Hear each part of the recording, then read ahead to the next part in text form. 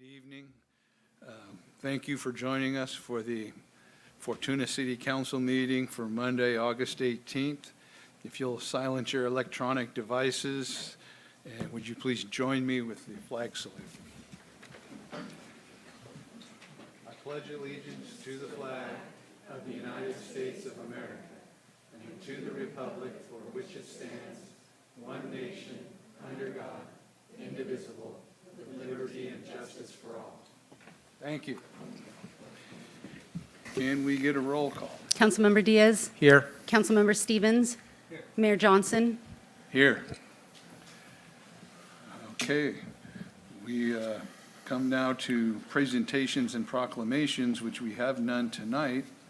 So we'll move right into the consent calendar. And we have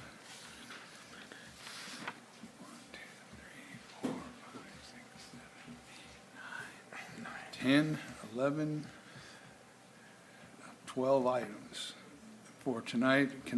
Minutes, council minutes from the 21st, Administrative Department Monthly Report, Community Development Monthly Report, Finance, Parks, and Police Monthly Reports, as well as the Public Works and Report of Disbursements, and to authorize the city manager to award the River Lodge exterior staining project to Hamanaka Painting Company and establish a maximum contract of $158,000. Would anybody like to pull anything? I'd like to comment on the River Lodge staining. Item I, anything, Carlos? Nope. Go I'm ahead. fine. I'm not going to vote for this one just because I have some reservations about the cost, the $158,000, and just the budget crunch the city has. I think I've shared some of my concerns with some of the staff already, and it may just be an issue we agree to disagree on as far as the cost and necessity. Okay. Well, that may be money saved in replacing wood and interior damage from leakage, so. Sure. Oh, yeah, no, I definitely understand it. I just, I think just with the amount of the cost, I wonder if there aren't alternatives, like, I did go out there and take a look at it, and it did, seem, a lot of it seemed to be in decent shape. There was some bare wood in some spots that I wonder if, some touch-up painting couldn't bite us a little bit of time, or touch-up staining. Well, But we'll see. Would anybody like to make a motion on this? May I suggest that you remove item I from the consent agenda and then vote on that separately? Okay. I make a motion to accept the agenda except for item I. I'll second that. We have a motion and a second. All in favor? Aye. Opposed? None. Okay, we'll have a motion for item I.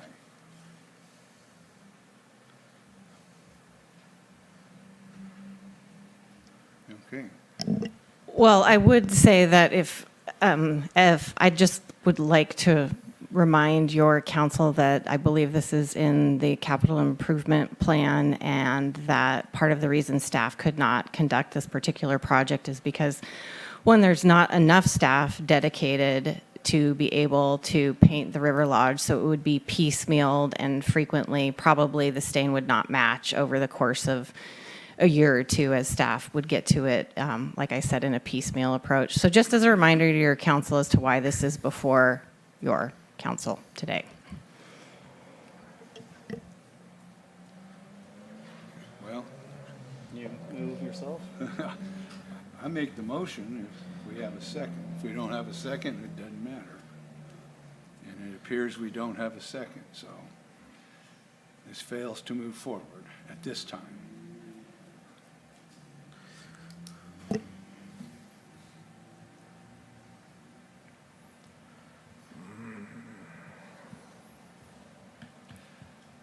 So that brings us to our business item.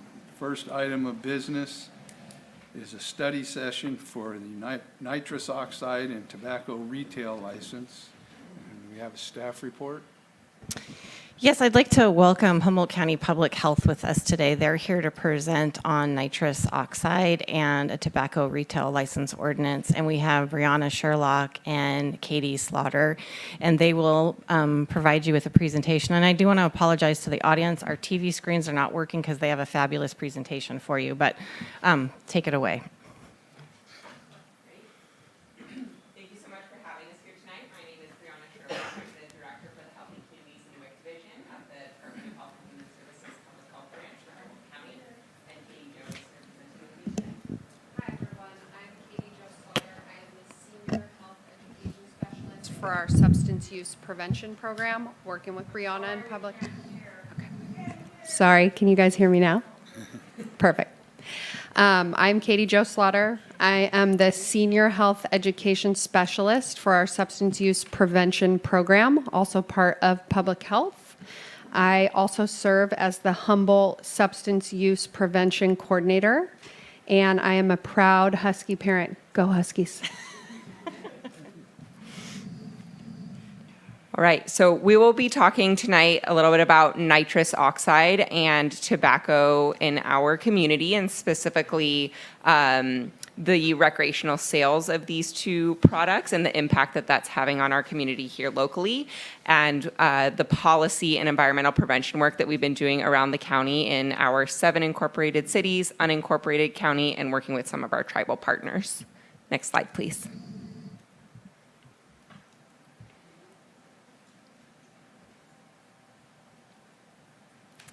So first, a very brief introduction to the issue around recreational nitrous oxide use in Humboldt.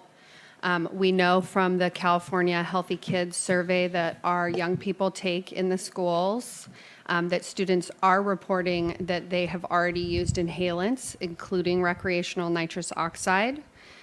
We did a community assessment survey in 2021, and both young people and adults who took the survey highlighted that nitrous oxide misuse in litter should be a priority area for our prevention work. In May 2024, there was a fatal pedestrian collision involving a driver under the influence of recreational nitrous oxide in the city of Eureka. This was a watershed moment for those of us who work in prevention, highlighting how important this issue is for the health and well-being of our community. Next. So a little bit about nitrous oxide. I won't go over all of the details on this slide, but the slide deck is available. Nitrous oxide is a colorless gas that is used appropriately in healthcare settings for sedation and pain relief. It's also used by the culinary industry to make whipped cream. It has an array of effects on the brain and body that I will talk about when used recreationally.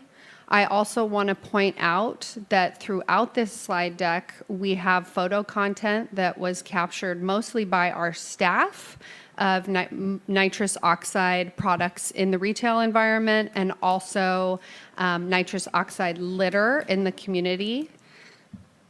Next. So recreational nitrous oxide use has a variety of short-term effects, most commonly dizziness and lightheadedness, but also including things like blurred vision, fainting, in severe cases, heart attack, and the potential for hypoxia or lack of oxygen to the brain and body. Next. We are finding that recreational nitrous oxide use also has long-term effects. We have a variety of things listed here, which can include memory loss, vitamin B12 depletion, weakened immune system, neurological damage. Research is coming out more and more showing us that recreational nitrous oxide use is not benign to the brain and body and can have long-term impact on health. And I wanted to point out the photo in this slide is a picture of a litter pile that actually I took at the mouth of the Van Duzen near Alton, right in the riparian zone of the river. Next. And we included this slide just to make it clear, like what we are talking about when we talk about recreational nitrous oxide use. I think a lot of people are familiar with the canisters of nitrous oxide, the little metal canisters that you may have seen littered in your community. They're also called chargers, whippets, or whip-its. Those canisters are loaded into what's called a cracker that dispenses nitrous oxide gas.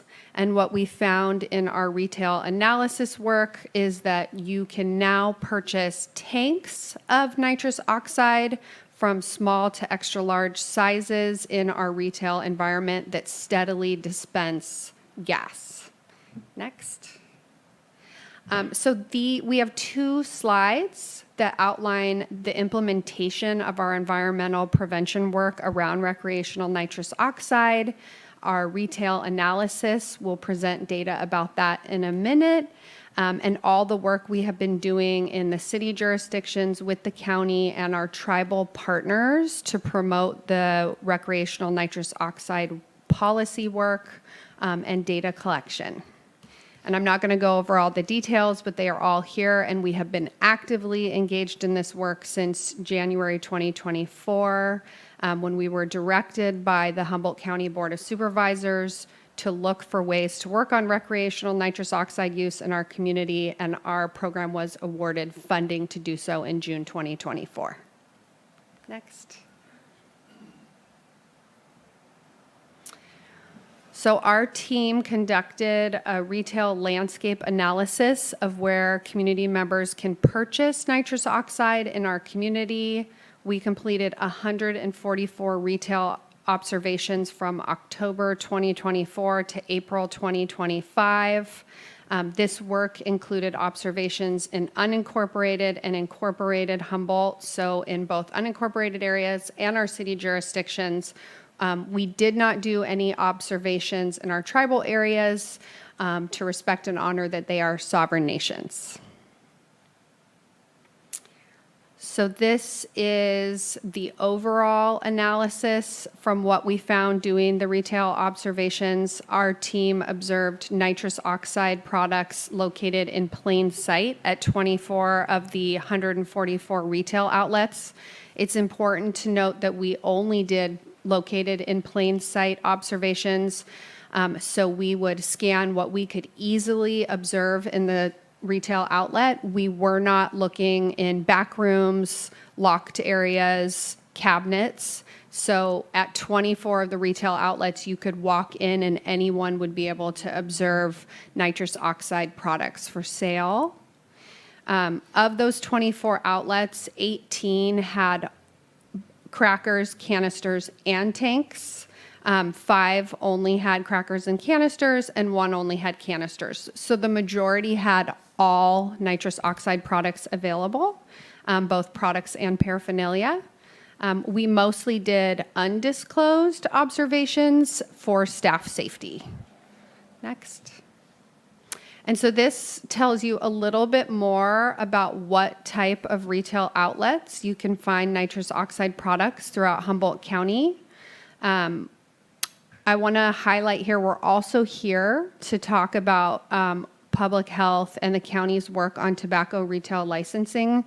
And one reason why these 2 issues are related, you will see on this chart that there are 18 smoke shops in the county that sell both tobacco products, commercial tobacco products, and recreational nitrous. So there is an interface between nitrous oxide sales and tobacco sales throughout Humboldt County. We have one chef store that sells culinary nitrous oxide intended for restaurant use. We have a home goods store that was selling nitrous oxide, a cracker and a canister for culinary use.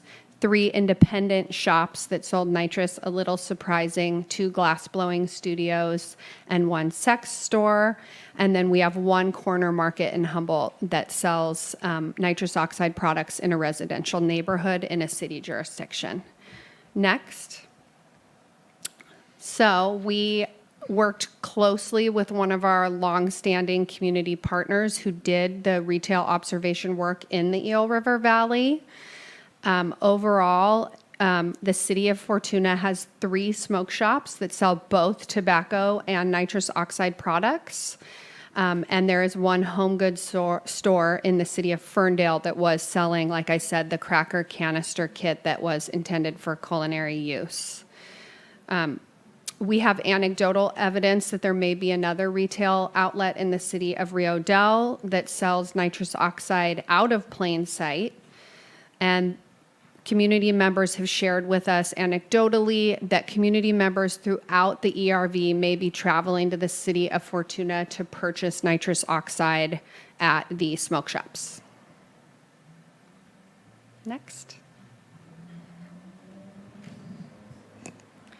Okay, so as Katie Jo mentioned, some of our key findings from these retail observations are that recreational nitrous oxide products are readily available and located in plain sight in most jurisdictions in Humboldt County, including the city of Fortuna, and that the majority of retail outlets that sell recreational nitrous oxide products are smoke shops. So smoke shops are licensed tobacco retailers who the majority of their inventory is focused around cigarettes and vapes and things of that nature.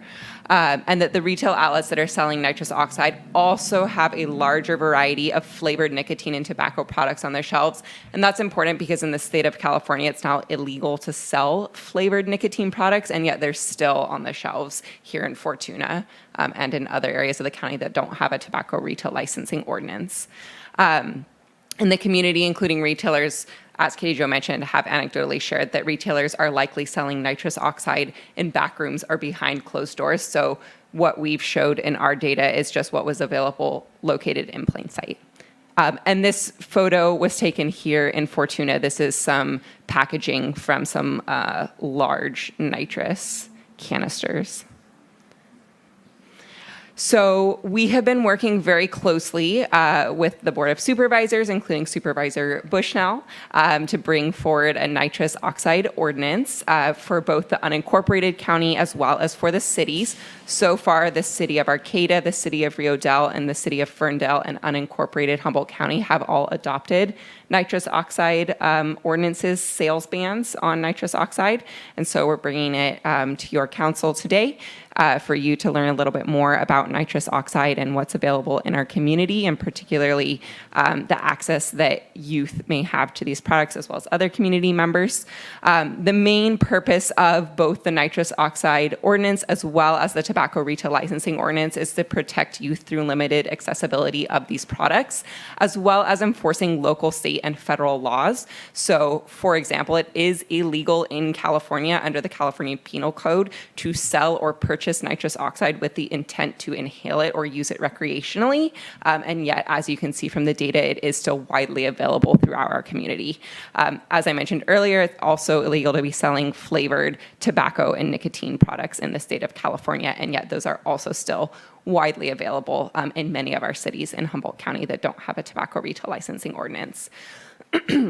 So what some of our policymakers here locally are interested in is having a unified policy approach between both unincorporated Humboldt and the city jurisdictions on both tobacco and nitrous, because what we saw, for example, with the tobacco retail licensing ordinance, which is currently applicable in unincorporated Humboldt, is that the products are getting pushed into incorporated cities. And for example, owners that have retail outlets in multiple jurisdictions are sending products from one jurisdiction to another that doesn't have as tight of enforcement, so that they're still being sold, and that means they're still more widely available for youth in our community.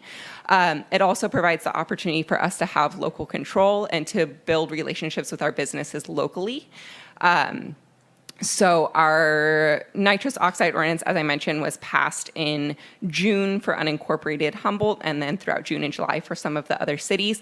The tobacco retail licensing ordinance was passed back in July 2023 for unincorporated Humboldt, and now some of the other cities are interested in also looking at a tobacco retail licensing ordinance for their jurisdictions locally.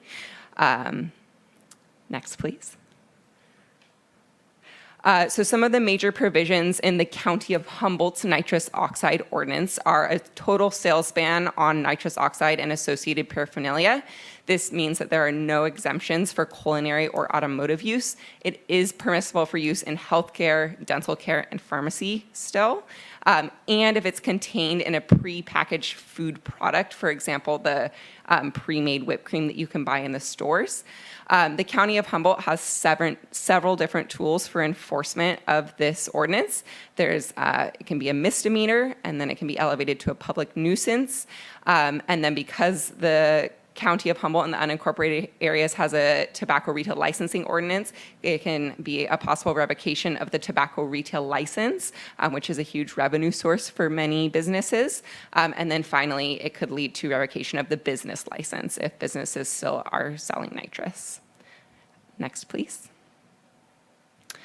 And Humboldt County's tobacco retail licensing ordinance covers all of the federal and state laws, like I said, for not selling flavored tobacco, making sure that they have the appropriate signage up for who's allowed to purchase tobacco and nicotine products. And then it has some additional provisions to limit youth accessibility to tobacco products and to hopefully deter them from starting initiation of using tobacco, because in Humboldt County, 33% of all deaths, or approximately 1/3 of deaths, can be attributed to tobacco use in our county. So it is a huge issue here locally. And we added, the Board of Supervisors elected to add a provision into the tobacco retail licensing ordinance, as I mentioned earlier, that if a tobacco retailer is found to be selling nitrous, they risk losing their license to sell tobacco. Next, please. And that's it. We've had a lot of partners working on this work with us, and we're very appreciative to all of them. Do you have any questions? Council, I also know that Chief Eberhardt had a few comments to add to the presentation as well. Come on up, Chief. Thank you. First and foremost, thank you to our presenters for shining a light on this issue. This is an issue in our community. Less than 5 days ago, we had our most recent arrest related to this. Our officer arrested a 24-year-old female in possession of a large canister of nitrous oxide. And when I talk about large canister, we've all seen Stanley cups. Imagine way bigger than that. We are seeing, from the start of my career to where I'm at now, we saw a lot of small whippet containers, but it is more canisters we're dealing with.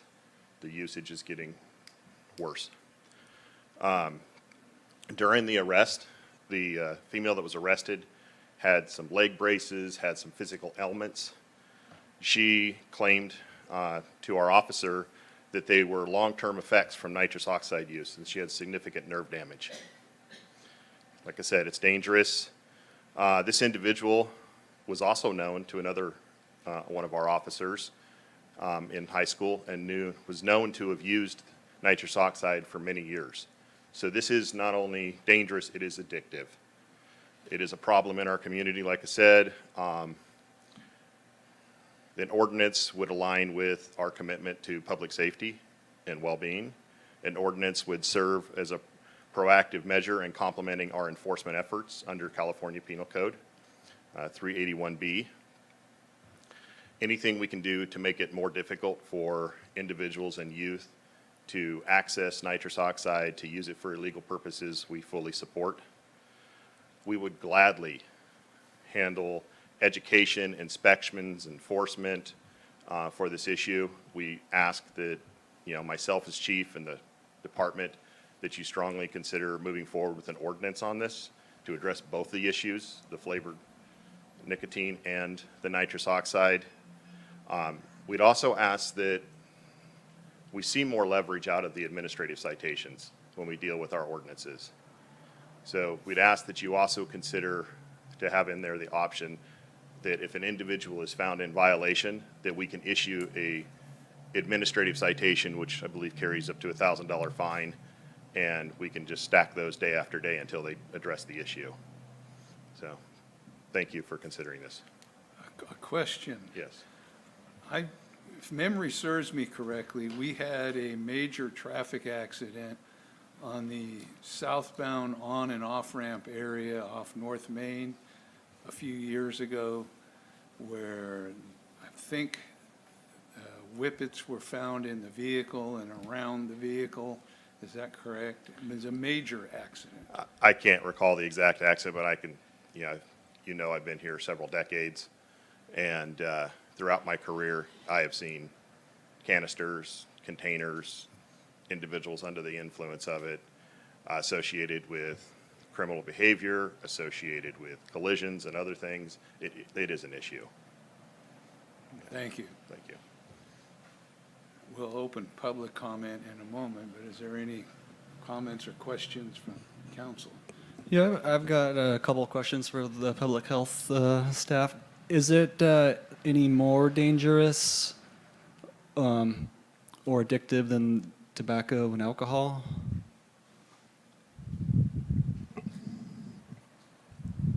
I think that's a hard question to address because addiction is a very complicated brain disease.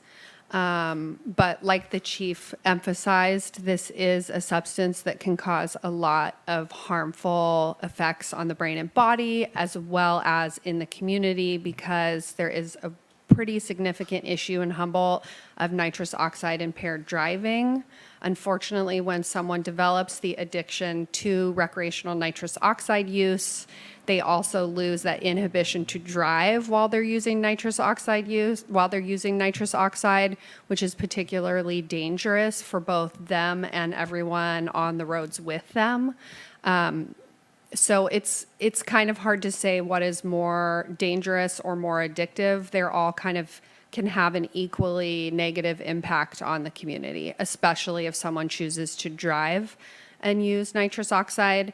I also wanted to say just add that the access in the city of Fortuna is an issue in these smoke shops. Our partner who did the retail observations here was inside of one of the smoke shops when someone came in, and they had specialty ordered a very large party-sized tank of nitrous oxide that is available here in the city of Fortuna, and that's particularly concerning from a public health perspective. It's very easy access to a large volume of nitrous oxide, and we are particularly concerned that youth could be exposed to that kind of tank of nitrous oxide. There's no stop function on a tank of nitrous oxide, which is also particularly concerning both for youth and for folks who have developed an addictive relationship with nitrous oxide. And is there any risk for the people that are addicted that they'll just switch to something like airplane glue or electronic cleaner or something that potentially be worse? Like I said, addiction is a very complicated brain disease and difficult to treat. So hopefully that person would get into substance use disorder treatment, and they would be able to move away from problematic substance use. I think nitrous oxide is what, as a substance use prevention coordinator, I hear about the most in Humboldt County and in the region when we're talking about inhalant use. So I think that that is our chief concern today, to remove these products from the retail environment and to reduce access. I do have a question for the chief and maybe the presenters as well.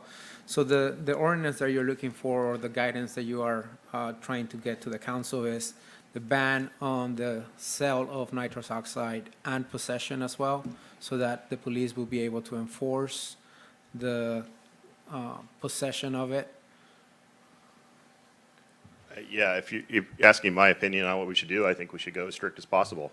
Okay. I think that it's our duty to do what we can to protect, especially our youth. Perfect. Yeah, So, that clarifies it yeah. for me. Thank you. Is there any public comment on this item?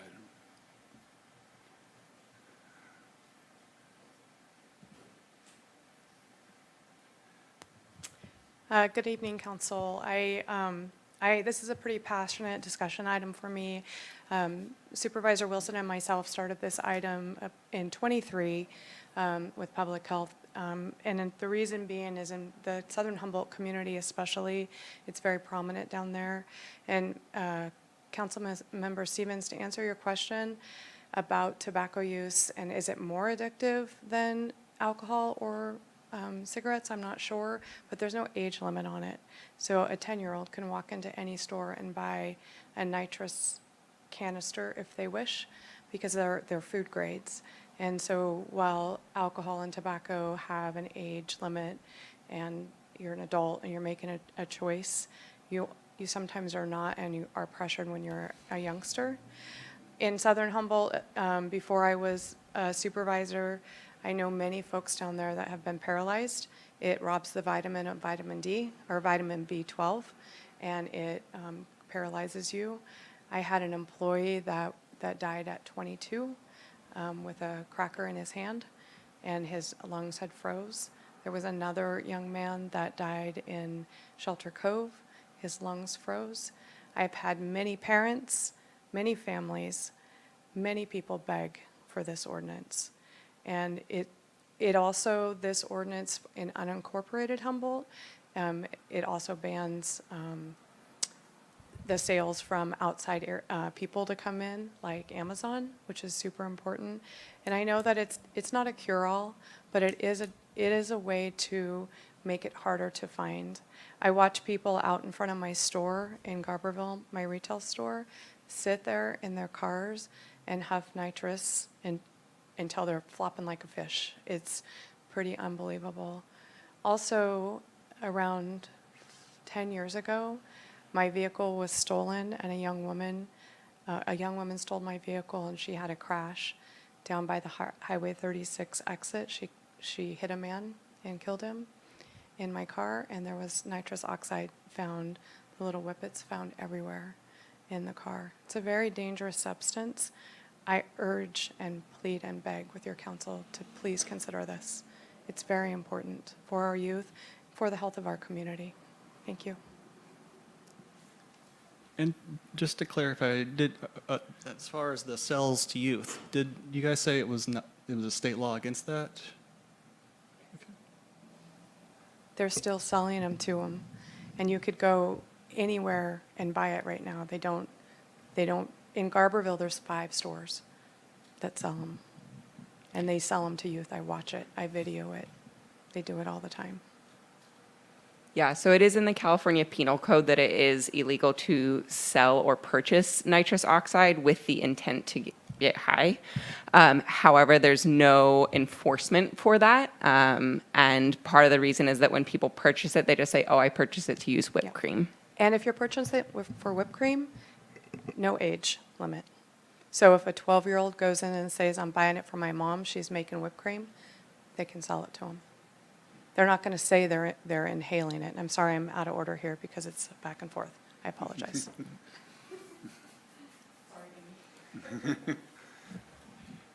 Any other public comment on this item?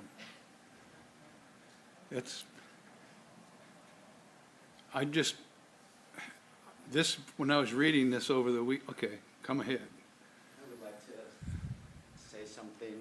My name is Deborah Thomas, and I live in Fortuna, and I have witnessed big canisters of nitrous walking out of tobacco stores. And I lived in Southern Humboldt for 24 years, and I picked up 2 miles of the highway for Nick LaRue after his death on the Avenue of the Giants. And I probably picked up 100,000 whippets in 10 years, seriously. And they literally drive down the road and do this, whatever they do. But they do it in the car, and it's very, very dangerous, and it's done excessively through this county. Thank you. I was going to say that reading this brought something back to my mind. In 76, I was working in the valley, and we'd work from 5 in the morning till noon. We wouldn't take a break or anything, just work straight through because it was hot. And one of the guys, 2 or 3 days a week, I'd see him go and pick up a can of whipped cream, and he would bring it back, and every once in a while he would hold it over, and it was straight up and down, not upside down, and he would huff the inhalant out of the propellant out of that. So there's, like you said, there's a lot of different things happening with that stuff. And it's not good. Either it's another case of a otherwise lawful product being irresponsibly and abused. And it's crazy. But if there's no more public comment on this, do we want to table this until the rest of the council can be here to see this presentation or discussion? Yeah, it's unfortunate that we don't have a full council tonight. So your council could ask me to bring this back at a later date, and we can ask Public Health to come back again. I think they have the most information on nitrous oxide and the tobacco retail license. Or if you've heard enough, we can start with the nitrous oxide ban. So it's up to your council whether you want to potentially start with nitrous oxide ban, or whether you'd like us to have Public Health come back for a second presentation when we have a full council.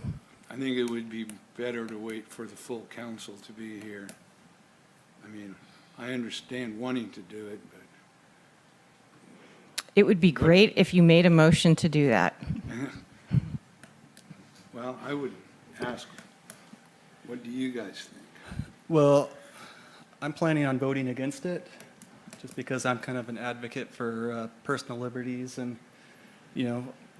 trusting adults to make decisions in the privacy of their own home. As far as the sales to children and the littering, it seems like there are already laws against that. So I as a business owner, I make alcohol, so I often wrestle with the social cost of it. I would like to think people are going to use it just for responsibly, but I do recognize that it's going to be abused and potentially causing drunken drive accidents and addiction, and that's kind of something that we as a society kind of live with, with our kind of, I don't know, kind of living in a free country, basically. You're free to make your own choices. So anyway, with that being said, since I am planning on voting against it, if you guys want to wait till the rest of the council is here, that's fine by me as well. I make a motion to bring this back when the full council is here. And I second that. So we have a motion and a second. All in favor? Aye. Aye. Opposed? And so we'll bring it back at the first available time. Will do. Thank you. And thank you for your presentation, and it's eye-opening. Thank you. Thank you. Okay.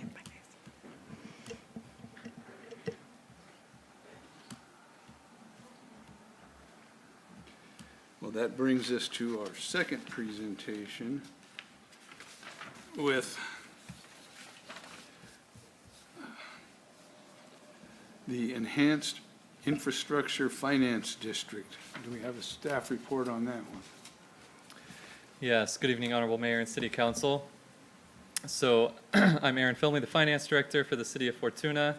And tonight I'm going to be presenting on the Fortuna Enhanced Infrastructure Financing District, or EFID as we will call it throughout this presentation, and requesting that the City Council approve the next steps in our exploratory process.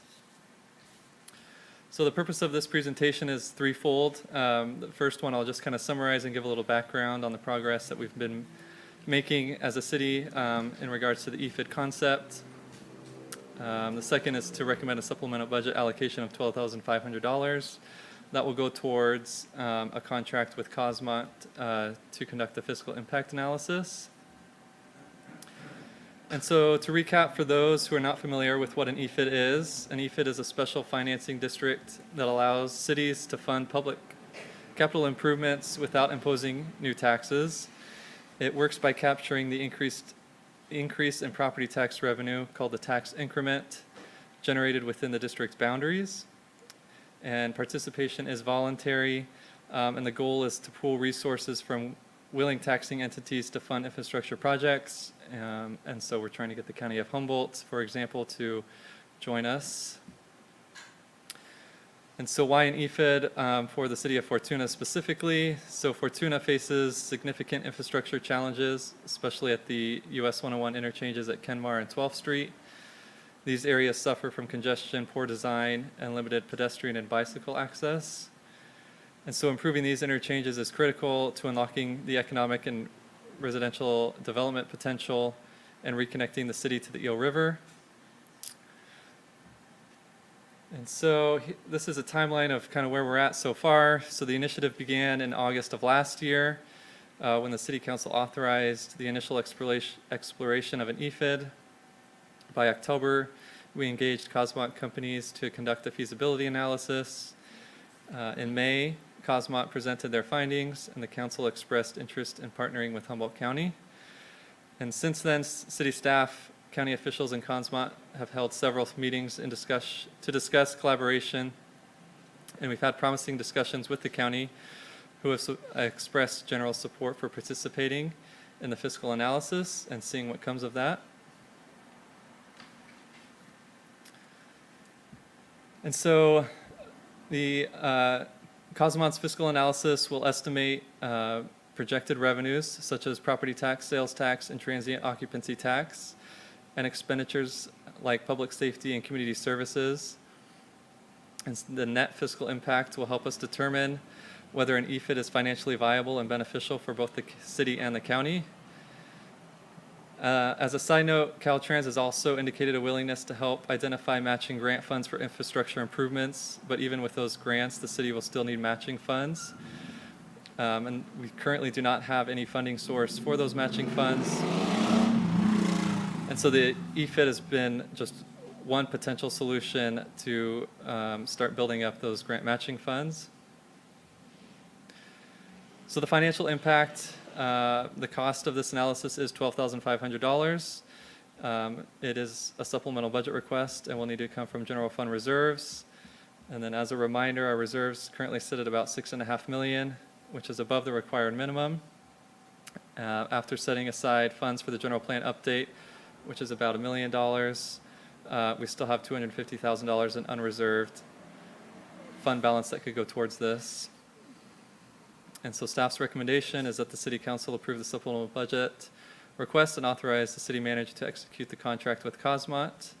And this will allow us to move forward with the fiscal analysis and continue evaluating the potential of an EFID in Fortuna. And so with that, I'll turn it back over to the council and answer any questions if there are any. Okay, again, we'll open this for public comment in a moment, but if there's any questions or comments from council. I was seeing the report that the proposal that they turned in, and they had talked about how they met with certain county members to see the accessibility for them to work with us. So if they're already in that favorable position, then I don't see why we wouldn't move forward. So that's the only comment that I have. And again, this is not a new tax. It is allowing the property tax that's collected on these properties that are in the district to be used in Fortuna.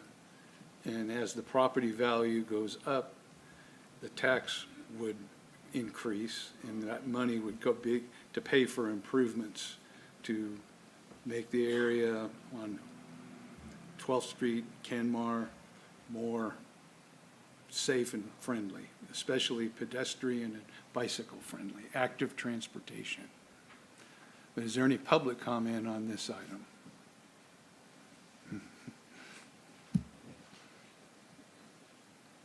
So I think this item will still come to our board, but we have, I can say personally myself, I've met with Amy and I support this. Also with the growth amount of monies, it gives you a bank of money that you can borrow from. And so it gives you a base where you don't have one now, and that would allow for some financing to do those items that you need. It's a good way to be able to, develop your city and borrow against monies that are anticipated to come in the future. I encourage your board to really, do this and really move forward with this so that you can have some base of finance to get some grants and borrow from to do your infrastructure that you need. Thank you. Any other comment? Well, with that, we can entertain a motion. I make a motion to approve the supplemental budget request in the amount of $12,500 and authorize the city manager to execute a contract with Cosmont for the financing district fiscal impact analysis. A second. Okay, we have a motion and a second. All in favor? Aye. Opposed? None. Okay. One more task, one more step on the route to highway safety. And that brings us to the city manager's report. Thank you, Mayor and council members. There was an FBID meeting that was held on July 22nd. I also submitted the Land and Water Conservation Fund grants on August 4th for the Vansel Park acquisition and the development of one soccer field and a parking lot at Newburgh Park. We will not hear on that grant award until spring of 2026. There have also been solid waste franchise negotiations that continue, and some of what is to come is in the lobby. You will see the recycling and organic collection bins that are in the lobby. So on your way out, you can see what's coming likely in July of 2026. I've met with the McLean Foundation several times over the last month. I've also discussed Fortuna's interchanges, 12th Street and Kenmar, with the county and Caltrans.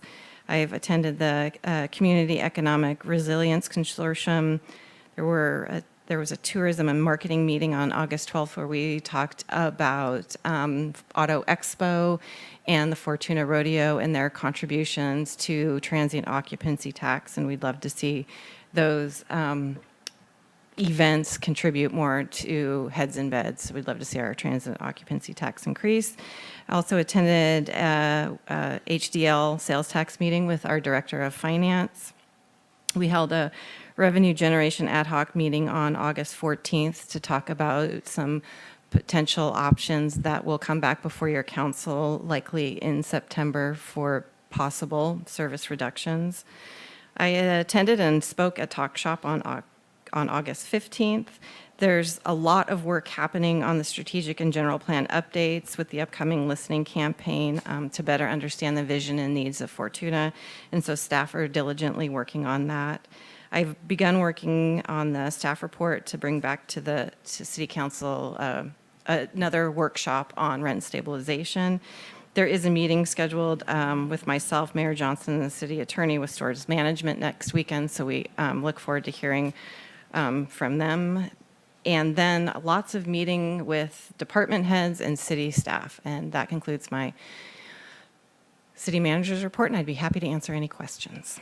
Any questions for city manager? Well, thank you. It's complete. Look forward to some of the stuff that's coming in the future. Me too. Is there any future agenda items that anybody'd like to see brought forward? Seeing none there, we'll move on to the council member reports with Council Member Diaz. Thank you, Mayor.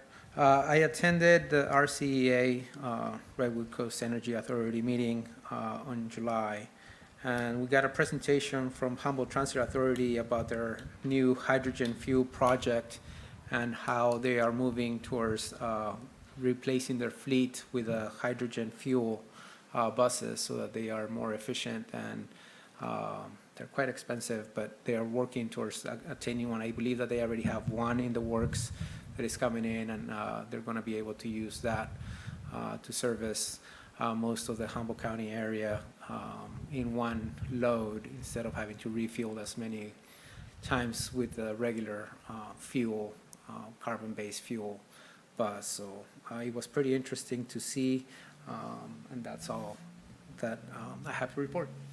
Okay, thank you. Councilmember Stevens. Nothing new to report from my end. The last REDEC meeting was canceled due to lack of quorum, so nothing to report from that, and have not yet gone to HCOG meeting as an alternate yet. Okay, well, that brings it to me, and I do have an HCOG meeting this Thursday. One of the items on there will be a presentation, I believe, on that bus, the same presentation that was here at the symposium. And so I'm looking forward to that.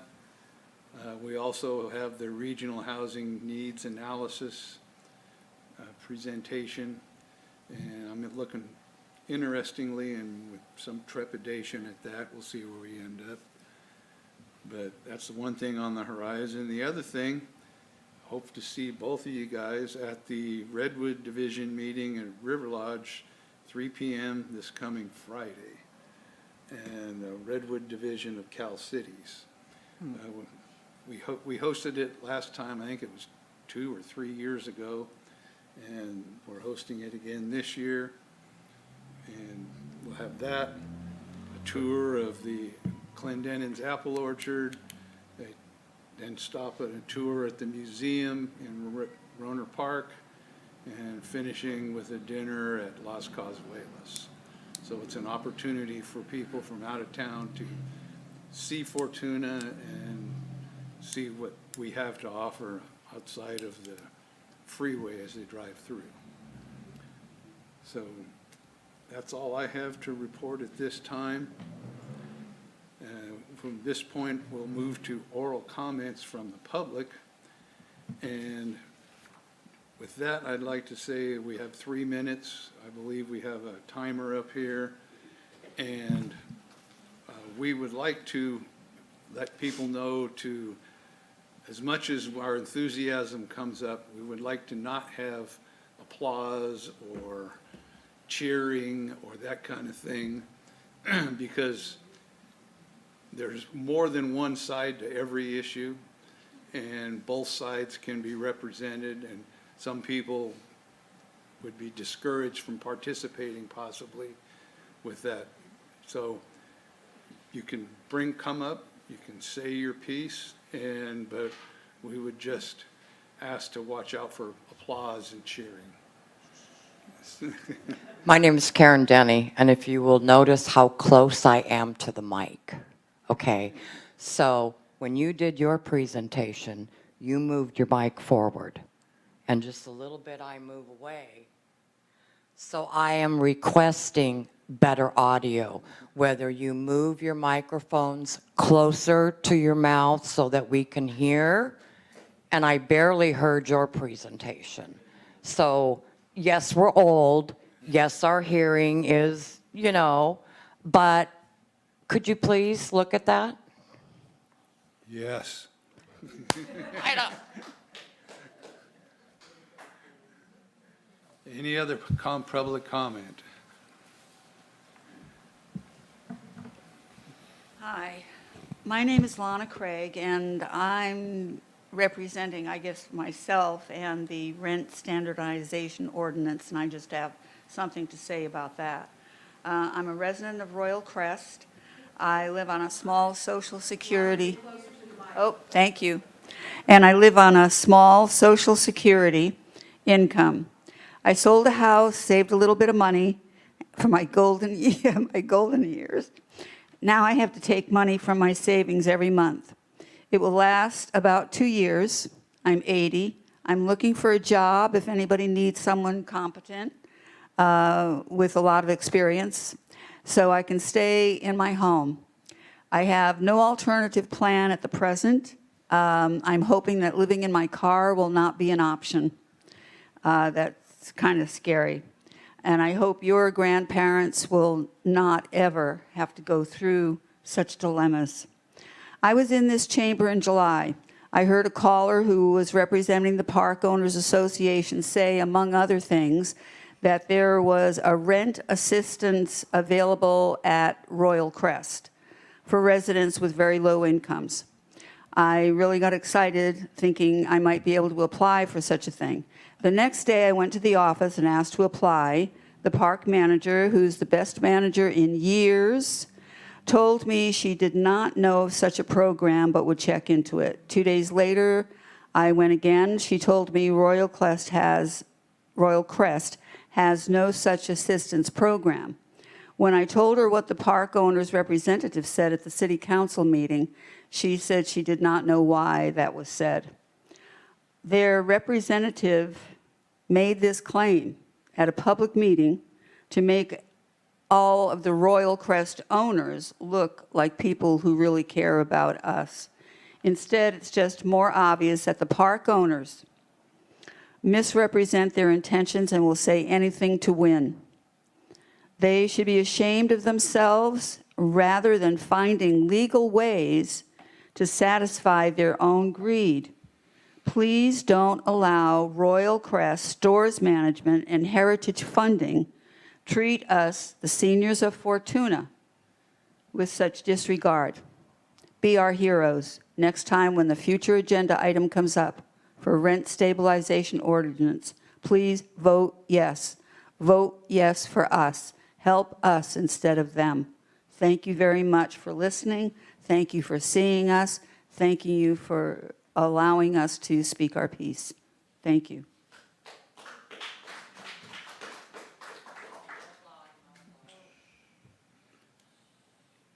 Any others?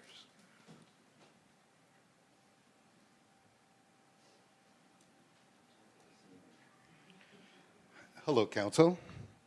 Thanks so much for all the time you give to the folks of Fortuna. My name is Ricardo, and I live in Royal Crest. I'm here tonight to talk about protecting yourselves from having the wool pulled over your eyes by stores.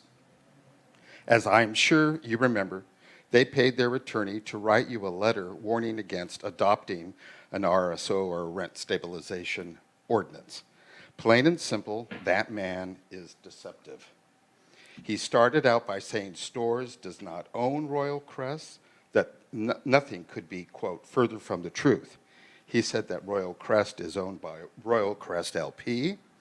Well, according to legal filings with Humboldt County, Royal Crest has not been owned by Royal Crest LP since 2022. In that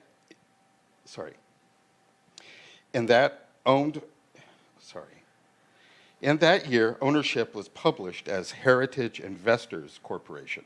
The president of Heritage Investors Corporation is listed as Peter Dieterding.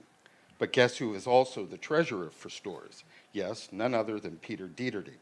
Heritage Investors Corporation is a subsidiary of Stores. Who then is far from the truth?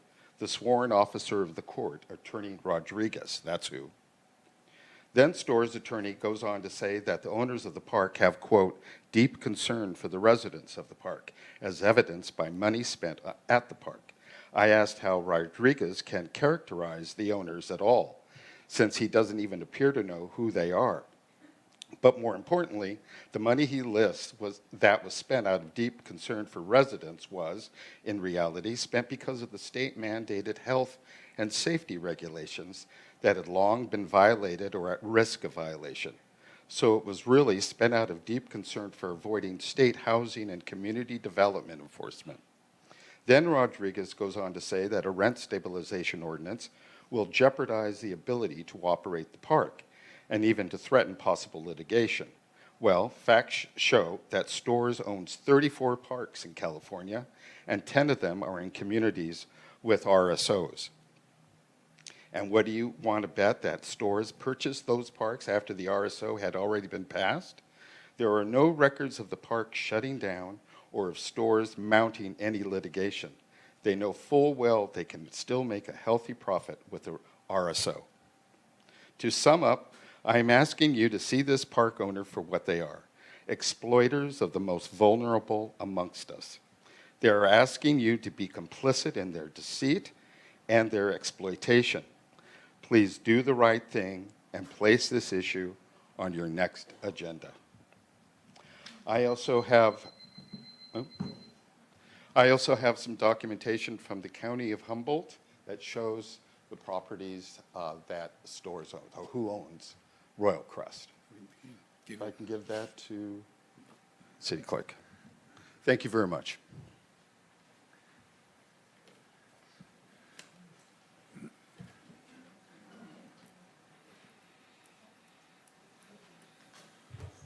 Up we go. Good evening. Thank you. My name is Deborah Thomas, and I'm a resident at Royal Crest Mobile Home Estates. And I shared my testimony, but I also want to now share my neighbor's testimony that I moved there and I was able to live there on my retirement, and that was only 6 years ago.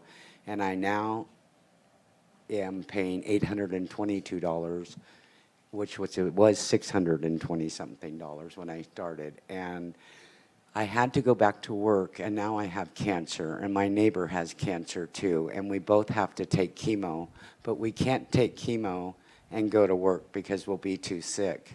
And so we are really stuck in this place of we cannot take care of our medical without us ending up on the streets. And so we're really in a bad position, and I would ask that you please protect us and allow this to be this last place of affordable housing for us as seniors, since we have worked hard in this community. And also, and if you don't do that, then you're going to have to change some ordinances and put some campgrounds and a place that we can put some RVs, because that's where about 200 and maybe 10 of us are headed very soon. Very, very soon. And we are running out of time. There are many of them that can't be here that are up in their high 80s. We had a 100-year-old man in our trailer park. We are really running out of time. So when this does come on the agenda, I ask that you please vote yes for us. Thank you.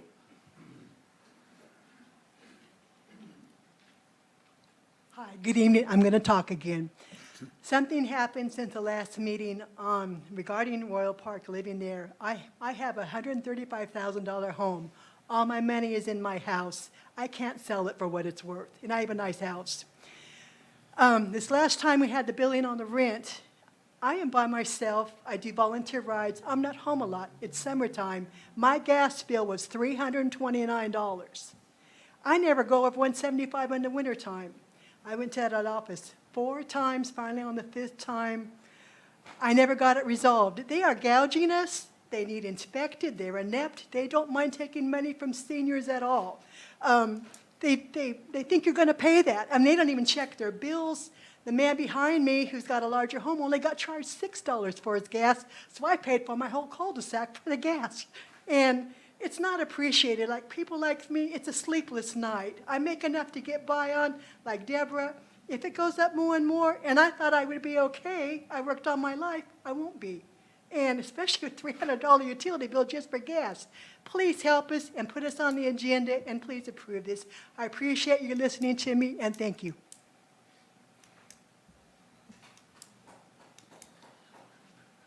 Hi, I don't live at Royal Crest, but I'm just a community member, and I'm just moved by their story. My grandmother lives in a similar situation down in Sacramento, and someone earlier described it as, I think they said, extorters of the most vulnerable among us, and I don't know, I'm reflecting on the last meeting when that representative phoned in and was saying pretty harshly, like, if you don't like it, apply for a voucher. If you don't like it, just move. Oh, you should be grateful. It's probably worth more than you bought it for. And it's like, there's people there 100 years old. And it's just like, if I ever talk to an elder like that, like, just thinking when I was a kid, I'd get smacked right in the mouth. And it's just like, I hope you guys remember that or think of that when you meet up with them, what is it, next week?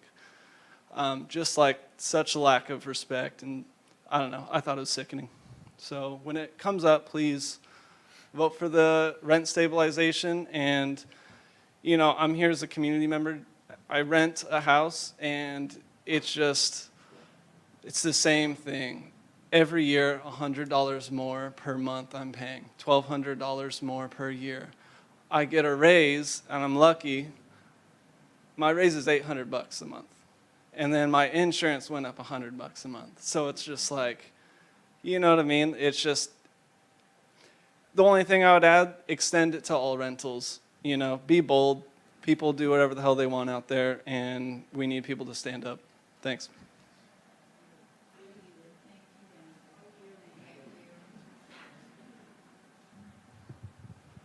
My name is Cecilia Holland. I don't live in Royal Crest, but I'm the executor of an estate up there. I've spent a lot of time up there in the last several months. This community is a jewel. These people take great care of their homes. The landscaping is spectacular, so that walking on the roads up there is just a joy. The view is the best in Fortuna. This is a great advantage for Fortuna to have this wonderful community. I'm asking you, support this community, not the profits of people who don't even live here. Thank you.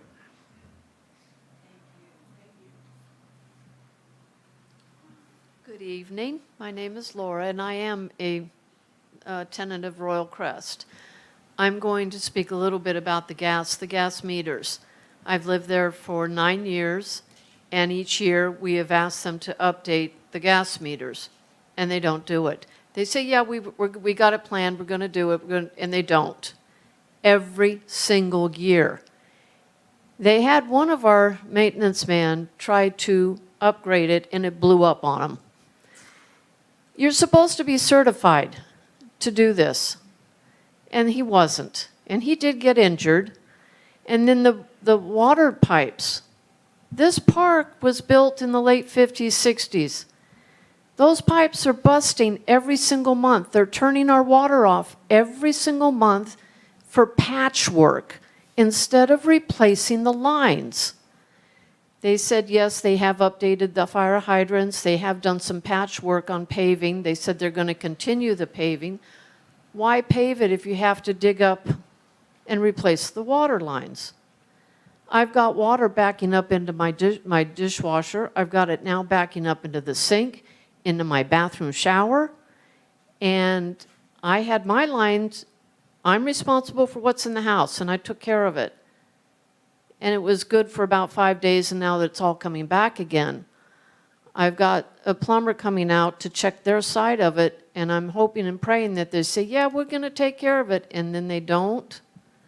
They've told us this for years. They can't be trusted.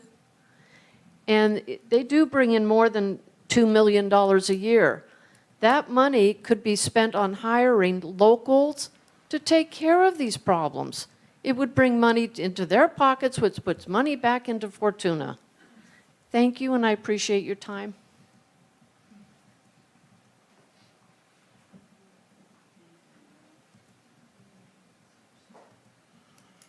Hi, my name is Cheryl, and I am not a resident of Royal Crest, but my mom is, and she's 82 years old. She's been there for almost 20 years, and it's time for her to retire, but she can't retire. I retired this year due to health problems, and I would qualify to live in this housing, but obviously I wouldn't be able to afford to live there either. It's really hard to sit and watch at 82 for her not to be able to retire. She pays over $1,000 for a single wide space, the home that she purchased, and she takes immaculate care of it. And it is just, it's appalling to watch what these people have done to our seniors here in this park. I've watched it from the day she moved there to the grass being taken care of, to them just not taking care of the place anymore, to moving in mobile homes that are pretty well trashed, and yet they are not upkeeping their part of that property and fixing these properties. But they're requiring these residents to make sure their places are immaculate, whether they can afford it or not. And they continue to raise the rent every year. A substantial amount for my mom to pay what she pays for that place is outrageous when she owns that home. And like I said, it is a single wide, tiny little place. And she pays, like I said, to pay $1,000, then you add your gas, your utilities, and everything else. She works 3 days a week. The 3 days a week is to help her pay to continue to live in there. Because I said, well, you want to move in with me? And she's like, hell no. So, you know, I get it. She's had her independence. She's in great shape. And she walks all over the place, and she sees what goes on there. And she considers this place her family because she's been there over 20 years. So thank you.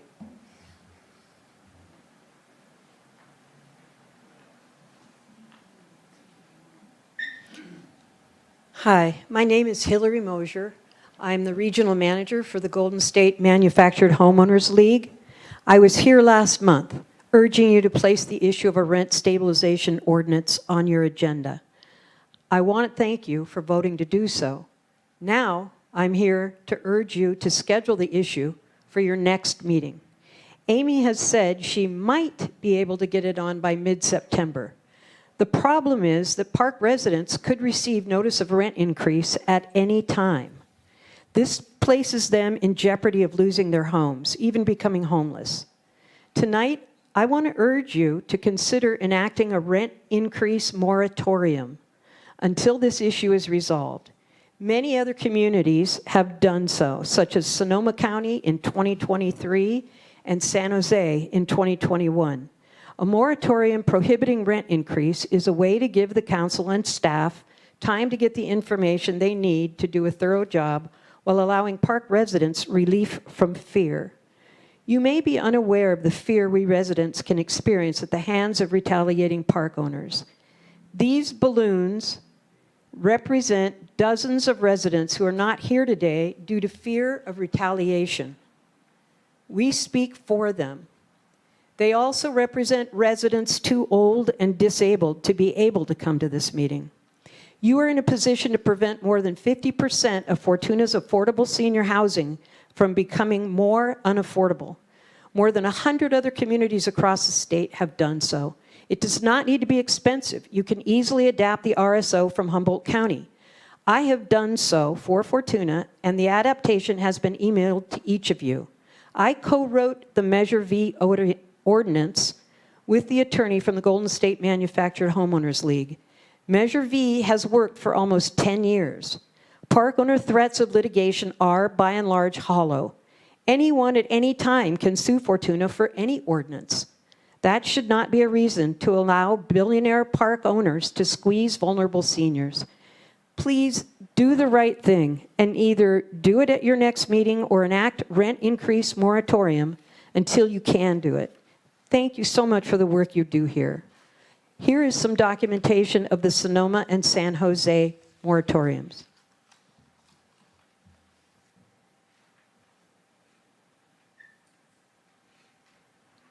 Thank you.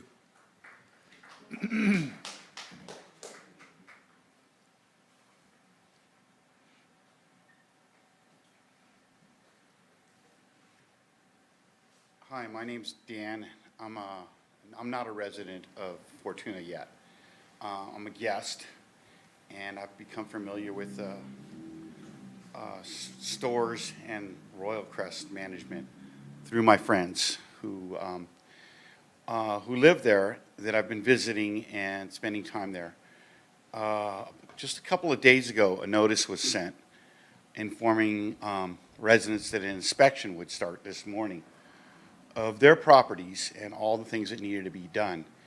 And it sent my friend into a panic, and I helped her deal with that. And it reminded me of a Section 8 inspection for people on government housing to get to live in subsidized housing. These are owners who are retired and older, and it was like a note from the military. If you're paying rent on a place, not even as owners, these people own their homes and they're paying rent for the space.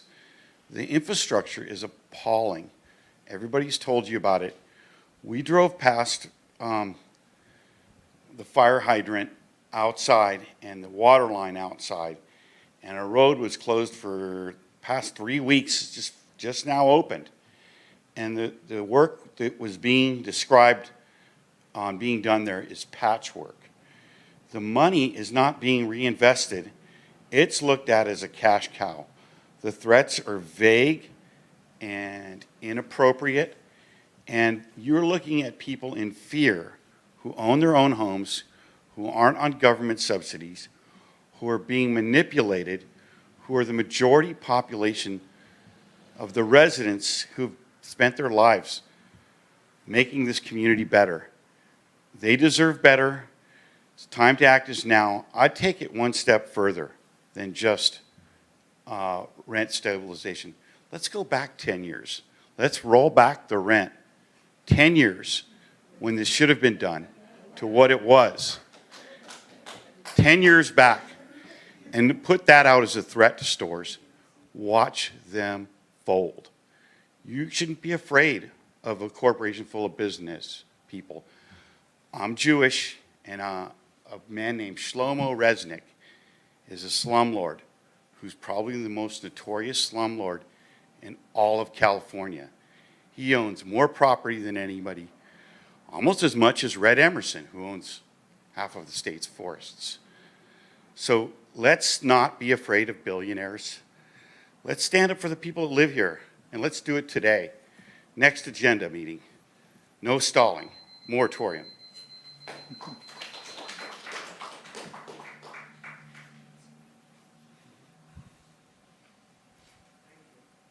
Any other?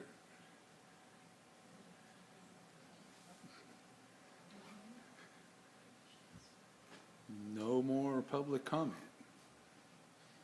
Well, in that case, we will close public comment at this time. Thank you all for participating. And at this point, I know we've got plans for moving ahead on things, so as time comes by, we'll take care of that. But at this time, we'll entertain a motion to adjourn. Make a motion to adjourn. Second. All in favor? Aye. We are adjourned. Thank you.